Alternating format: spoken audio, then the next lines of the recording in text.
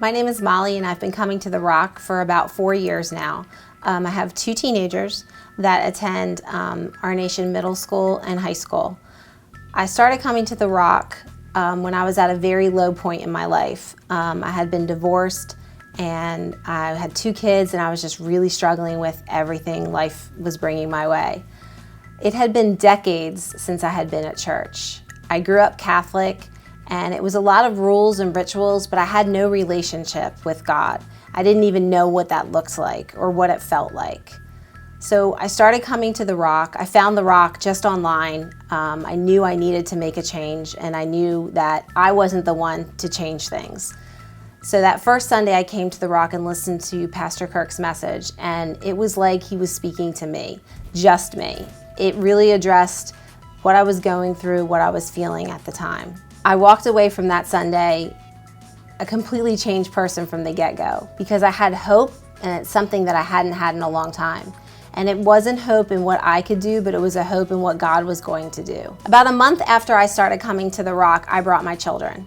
And at this point, they really had no relationship with church. They had never gone to church regularly.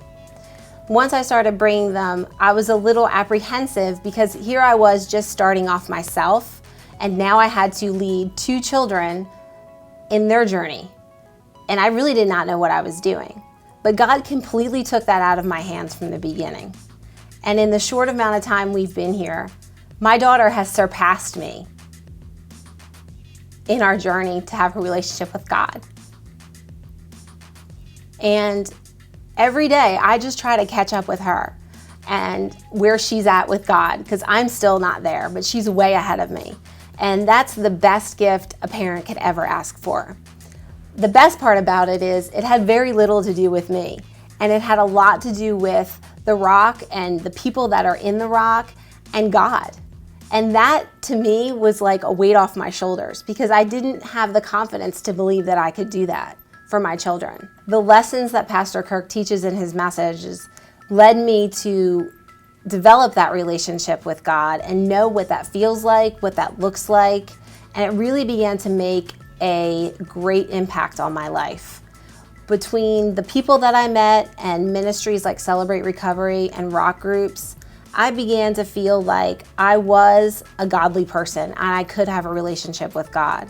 I began to feel worthy, and I began to feel joy. And it was the first time in such a long time I was actually shocked at that feeling. I was surprised, and I kind of didn't recognize it at first. My kids and I are transformed. We're not the same people we were years ago. I learned so much from coming here and the messages and the speakers we bring in and the events we have. I learned that it doesn't matter what my bank account says. I can tithe every week, and I can contribute to Endeavor, even as a single mom and a public school teacher. I learned that it doesn't matter what you've done, God loves us anyway, and there's no exceptions to that rule. I learned grace, and that was probably the best gift I've ever gotten. I've learned that worship can touch your soul and you can feel it. I've learned that the Bible isn't some book that was written a ton of years ago. It's applicable to every stage of our life. It's a living, breathing book that applies every step of the day, and I know how to apply that now. I've also learned that it's my perspective that's changed the most in this journey. And I don't look at my life through the world's perspective anymore. I look at it through God's perspective. And no situation in my life has changed. It's the same as it was 4 years ago.